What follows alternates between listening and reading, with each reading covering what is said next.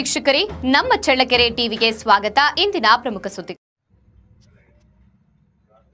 ಚಳ್ಳಕೆರೆ ತಾಲೂಕು ನರಹರಿನಗರ ಗ್ರಾಮದ ಹಾಲು ಉತ್ಪಾದಕರ ಸಹಕಾರ ಸಂಘದ ಕಚೇರಿಯಲ್ಲಿ ಹಾಲು ಉತ್ಪಾದಕರು ಹಾಗೂ ಪಶುಪಾಲಕರಿಗಾಗಿ ಹಾಲಿನ ಗುಣಮಟ್ಟ ಮತ್ತು ಪಶುಗಳ ಆರೋಗ್ಯ ಕುರಿತು ಜಾಗೃತಿ ಸಭೆ ನಡೆಯಿತು. ಸಂಘದ ಅಧ್ಯಕ್ಷ ಕಾರ್ತಿಕ್ ಎಸ್ ಮೂರ್ತಿ ಅವರ ಅಧ್ಯಕ್ಷತೆಯಲ್ಲಿ ನಡೆದ ಸಭೆಯಲ್ಲಿ ಹಾಲಿನ ಗುಣಮಟ್ಟ ಕಾಪಾಡುವಿಕೆ, ಪಶುಗಳ ಸ್ವಚ್ಛತೆ ಹಾಗೂ ಪೌಷ್ಟಿಕ ಆಹಾರದ ಮಹತ್ವದ ಬಗ್ಗೆ ಮಾಹಿತಿ ನೀಡಲಾಯಿತು.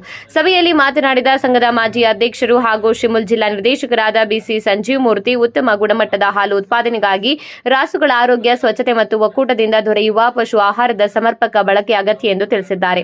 ಅಧ್ಯಕ್ಷ ಕಾರ್ತಿಕ್ ಎಸ್ ಮೂರ್ತಿ ಮಾತನಾಡಿ, ಪಶುಗಳ ಆರೋಗ್ಯ ಮತ್ತು ಸ್ವಚ್ಛತೆಗೆ ಹೆಚ್ಚಿನ ಆದ್ಯತೆ ನೀಡಬೇಕು. ಒಕ್ಕೂಟದಿಂದ ದೊರೆಯುವ ಪಶು ಆಹಾರವನ್ನು ಸರಿಯಾದ ರೀತಿಯಲ್ಲಿ ಬಳಸಿಕೊಂಡು ಹಾಲಿನ ಉತ್ಪಾದನೆ ಹಾಗೂ ಗುಣಮಟ್ಟ ಹೆಚ್ಚಿಸಬೇಕು ಎಂದು ಸಲಹೆ ನೀಡಿದ್ದಾರೆ. ಪಶುವೈದ್ಯ ಡಾಕ್ಟರ್ ನರೇಶ್, ತಾಲೂಕು ವಿಸ್ತರಣಾಧಿಕಾರಿ ನಯಾಜ್ ಬೇಗ್ ಹಾಗೂ ಪಶು ವೈದ್ಯಕೀಯ ಸಲಹೆಗಾರ ಡಾಕ್ಟರ್ ಸತ್ಯನಾರಾಯಣ ಚೌಧರಿ ಅವರು ಪಶುಗಳ ಆರೋಗ್ಯ ನಿರ್ವಹಣೆ, ರೋಗ ತಡೆಗಟ್ಟುವಿಕೆ ಮತ್ತು ಸ್ವಚ್ಛತೆಯ ಕುರಿತು ಸವಿವರ ಮಾಹಿತಿ ನೀಡಿದ್ದಾರೆ.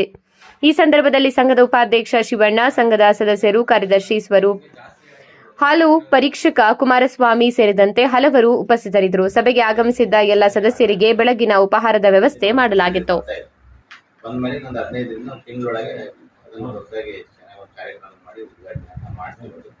ಅದಾದ್ಮೇಲೆ ನಮ್ಗೆ ಇನ್ನೂ ಸ್ವಲ್ಪ ಅನುಕೂಲತೆಗಳು ಆಗ್ತವೆ. ಏನೇ ಸಮಸ್ಯೆ ಇದ್ರೂ ಸಮೇತ ಇಲ್ಲಿ ಸ್ವಲ್ಪ ಬಗೆಹರಿಸ್ತಕ್ಕಂಥದ್ದು ಆಗ್ತವೆ.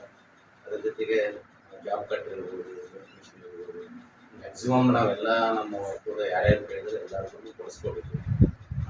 ಅದು ಯಾವುದೇ ಒಂದು ಪ್ರೈವೇಟ್ ಏರಿಯಾಗಳು ಮಾಡಿದರೆ ಅವರ ಸೌಕರ್ಯಗಳು ಅವು ಸಿಗೋದು ಇಲ್ಲ. ಆಮೇಲೆ ಯಾವುದೇ ಒಬ್ಬ ರೈತರ ಅನಿವಾರ್ಯವಾಗಿ ಏನಾದ್ರು ತಿರೋದು ಅಷ್ಟೇ ಆದರೆ ನಮ್ಮ ಒಕ್ಕೂಟದ 1 ಲಕ್ಷ ರೂಪಾಯಿ ದುಡ್ಡು ಕೊಟ್ಟು ನೀವು ಪ್ರೈವೇಟ್ಗೆ ಹಾಲು ಹಾಕಿದರೆ ಅಂಥ ಸೌಲಭ್ಯಗಳು ಅವು ಸಿಗೋದು.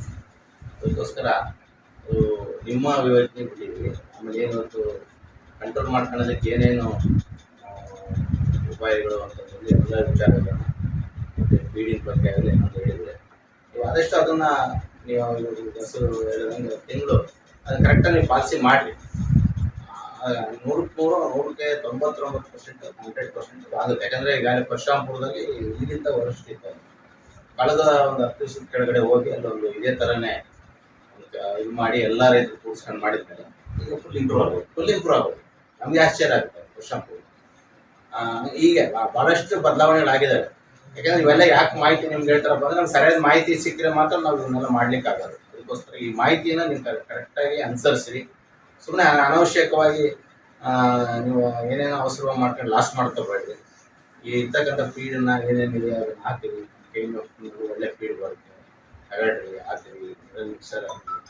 ಇನ್ನೂ ಏನೇನೋ ಅವಶ್ಯಕತೆ ಇದ್ದಾವೆ, ಏನೇನೋ ಪ್ರಾಬ್ಲಮ್ಸ್ ಇದೆ ಅಂದರೆ ಡಾಕ್ಟ್ರುಗಳಿದ್ದಾರೆ, ಅರೆಸ್ಟ್ ಆಗ್ತೀವಿ, ಕರ್ಸ್ಕೊಳ್ರಿ, ಮಾಹಿತಿ ತಗೊಳ್ರಿ ಆಗುತ್ತೆ. ಈಗ ಇದೇ ನಮ್ಮ ಬಾಬು ಅವರು ಹಸುಗಳು ಮಾಡಿದಾಗ ಯಾವುದೋ ಒಂದು ದೊಡ್ಡ ಸಣ್ಣಗೊಂದು ಗೋಡನಲ್ಲಿ ಅಷ್ಟು ಹಸುಗಳು ಮಾಡಿದ್ರು. ಗಾಳಿ ಬೆಳೆದು ಏನೂ ಬರ್ತದೆ.